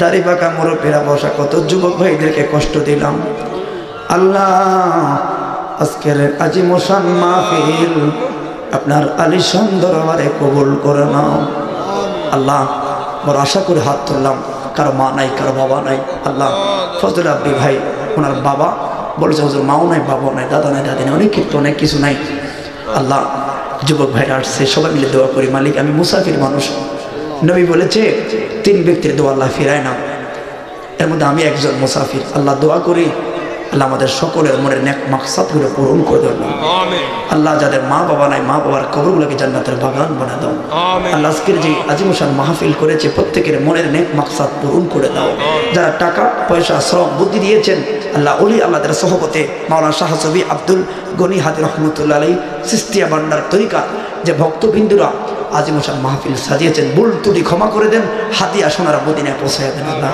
আল্লাহ শাহ আব্দুল হাদি রহমতুল্লাহ আলাইহি ওনার কদমে পৌঁছাইয়া দেন প্রত্যেকটা ভক্তবৃন্দের কবরে পৌঁছাইয়া দেন আশেপাশে যত অন্ধকার কবরে সাহিত্য আছে মুরব্বীরা প্রত্যেকটা কবরগুলোকে জান্নাত হিসেবে কবুল করেন আল্লাহ যাদের রিজিক নাই রিজিকের ব্যবস্থা করুন যেই সকল যুবক ভাইরা পড়াশোনা করছে তাদের মেধা শক্তি বাড়িয়ে দেন যেই সকল যুবক ভাইরা বিদেশে যাবে কিংবা একটা সুন্দর কর্মের জন্য আপনার কাছে যাচ্ছে একটা ভালো চাকরি চাচ্ছে আমার ভাইরা পড়াশোনা করতেছে আল্লাহ তাদের একটা উত্তম কর্মসংস্থানের ব্যবস্থা করে দেন আল্লাহ আল্লাহ যাদের মা বাবা আছে খেদমত করার তৌফিক দান করে দেন এই মুরব্বী বাবার আজকের সভাপতি সাহেব সহ প্রত্যেকটা মেহমান বিন্দু যুবকরা উঠানামা করছে বাবার মতো মুরব্বীরা একটু উঠে নাই বরঞ্চ তোমার মায়া কেঁদেছে আল্লাহ আল্লাহ হায়াত আমার বরকত দাও এই যুবক ভাইদেরকে অ্যাক্সিডেন্টের বালা ভাইরাসের বালা স্ট্রোকের বালা সকল বালা মুসিবত থেকে অনেক মহিলা আছে সবাইকে হেফাজত করো অনেক মা বোন আসছেন আসলে আমি জানি না প্রজেক্টরে মা বোন আছেন আমার মার এতক্ষণ ঠান্ডা দিয়ে বসা মা আপনারা মায়ের সন্তান আপনারা মা আমরা আপনাদের সন্তান এবং মা পর্দা করবেন মা আপনাদের পেট থেকে নবী রাসূলের জন্ম ও মা আপনাদের পেটকে কষ্ট দিয়ে আমরা আসছি মা আপনারা জাহান্নামে গেলে খারাপ লাগবে কারণ আপনারা তো মা এই জন্য মা জান্নাতে যাওয়ার আমল করবেন পর্দা মোতাবেক চলবেন স্বামীর খেদমত করবেন 5 ওয়াক্ত নামাজ পড়বেন সন্তানদেরকে ইসলামী চেতনায় বড় করবেন আল্লাহ যে সকল মায়েরা কষ্ট করে আসলো আমার মা বোনদেরকে আবেদা সলেহা তৈবা তাহারা বানা দাও খাতুনে জান্নাত মা ফাতেমার সঙ্গে জান্নাত নসিব করুন আল্লাহ যেই পথে চললে আপনি খুশি আপনার হাবিবি পাক খুশি ওই পথে জীবন চলার তৌফিক দান করে দাও আল্লাহ অনেক মানুষ মহিলারা গীবত খেলা গীবত ফরনিন্দা সমালোচনা থেকে আমাদেরকে হেফাজত করো অনেক মহিলা নালত দেয় গজব দেয় এগুলো থেকে আমাদেরকে হেফাজত করো আল্লাহ সবাই যেন সহি সালামতে ফিরে যেতে পারে আল্লাহ সেই তৌফিক দান করে দাও আল্লাহ আমাদের মা বাবাগুলোকে মাফ করে দাও আল্লাহ আমাদের মা বাবাগুলোকে মাফ করে দাও আল্লাহ এই সমস্ত প্রতি খাস রহমত নাজিল করো প্রাকৃতিক দুর্যোগ থেকে হেফাজত করো যেই কর্মস্থলে আসা না কামিয়াবি হওয়ার তৌফিক দান করে দাও ফজর রাবি ভাই অনেক দূর থেকে আসছে এভাবে কত ভাইরা আসছেন আপনাদের মূল্যবান সময় নষ্ট করে আল্লাহ প্রত্যেকেরই আপনার রহমতে হাতে ছেড়ে দিলাম আপনি কবুল করে নাও আল্লাহ 16 তারিখ আপনাদের সাথে আবার সিদ্ধায় দেখা হচ্ছে সিদ্ধায় আমি আসবো 16 তারিখ সবাই থাকবে আল্লাহ আমরা আহলে সুন্নাত ওয়াল জামাতের প্রত্যেকটা বক্তাদেরকে হেফাজত করো, ইমামদেরকে হেফাজত করো, এলাকার ইমামদেরকে হেফাজত করো, সুন্নি যুবকদেরকে হেফাজত করো। ওয়াসাল্লাল্লাহু তাআলা সরাবে আসছেন আল্লাহ সবাইকে কবুল করুন। রব্বিরহামহুমা কামা রাব্বায়ানি সগীরা। ওয়াসাল্লাল্লাহু তাআলা আলা খায়রি খালকিহি নূর আরশিহি সাইয়্যিদিনা ওয়া হাবিবানা ওয়া মাওলানা মুহাম্মদ। মাহফিলটা যে কেমন পর্যন্ত কায়েম আর দায়েম। আল্লাহ যাই হোক তোমার খুশি, তোমার বান্দার খুশি, তোমার ইশারা ছাড়া চুল পরিমাণ চলে না। আল্লাহ আগামী বছর শুধু নয় কিয়ামত পর্যন্ত সুন্নিয়তের এই মাহফিলটা তুমি তোমার রহমানি হাতের মধ্যে কায়েম রাখো। সবাই কুলে করা তৌফিক দান করে দাও। ওয়া সাল্লাল্লাহু তাআলা আলা খায়রি খালকি মুহাম্মদ ওয়া আলিহি ওয়া সাহবিহি আজমাইন। আমিন আমিন আমিন বিহাক্কি লা ইলাহা ইল্লাল্লাহু মুহাম্মাদুর রাসূলুল্লাহ সাল্লাল্লাহু আলাইহি ওয়াসাল্লাম।